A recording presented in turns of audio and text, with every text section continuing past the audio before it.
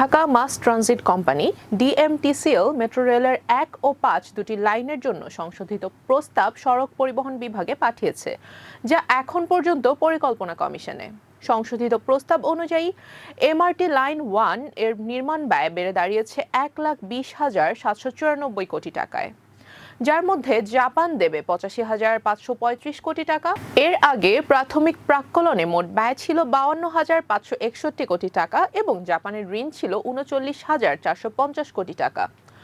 প্রকল্পের মূল সময়কাল ছিল সেপ্টেম্বর ২০১৯ থেকে ডিসেম্বর ২০২৬ পর্যন্ত। তবে সংশোধিত প্রস্তাবে এই মেয়াদ বেড়ে ২০৩৫ সালের ডিসেম্বর পর্যন্ত করা হয়েছে।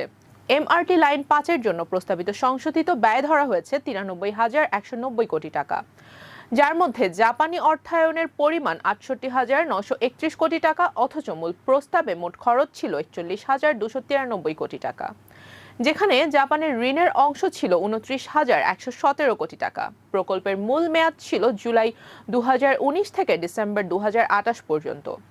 তবে সংশোধিত সময়সীমায় এটি বাড়িয়ে ২০৩৪ সালের ডিসেম্বর পর্যন্ত করা হয়েছে। প্রস্তাব মূল্যায়ন কমিটির সভায় খরচ যাচাই বাছাই করার পর ডিএমটিসিএল এর এই প্রস্তাবের পরবর্তী কার্যক্রম শুরু হবে। দরপত্র জমা দেওয়ার পর বিভিন্ন প্যাকেজের খরচ অস্বাভাবিকভাবে বেড়ে যাওয়ায় অন্তর্বর্তী সরকারের মেয়াদে প্রকল্প দুটির বাস্তবায়ন আটকে গিয়েছিল। ওই সময়ে ব্যয় কমানোর লক্ষ্যে অর্থ উপদেষ্টা ও পরিকল্পনা উপদেষ্টা সহ তৎকালীন সরকারের কর্মকর্তারা জাপান সরকারের সঙ্গে একাধিক বৈঠক করেন। তৎকালীন অর্থ উপদেষ্টা সালাউদ্দিন আহমেদ খরচ কমানোর বিষয়ে আলোচনার জন্য জাপান সফরও করেছিলেন। তবে জাপানের পক্ষ থেকে কোনো ইতিবাচক সাড়া না পাওয়ায় প্রকল্পের কাজ কার্যত স্থগিত হয়ে পড়ে। বর্তমান সরকার ক্ষমতায় আসার পর অর্থ ও পরিকল্পনা মন্ত্রী আমির খসরু মাহমুদ চৌধুরী এই দুটি প্রকল্প পুনরায় চালু করার উদ্যোগ নেন।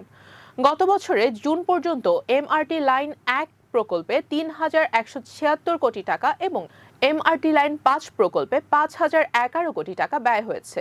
রুবাইয়া জান্নাত, টাইমস 24।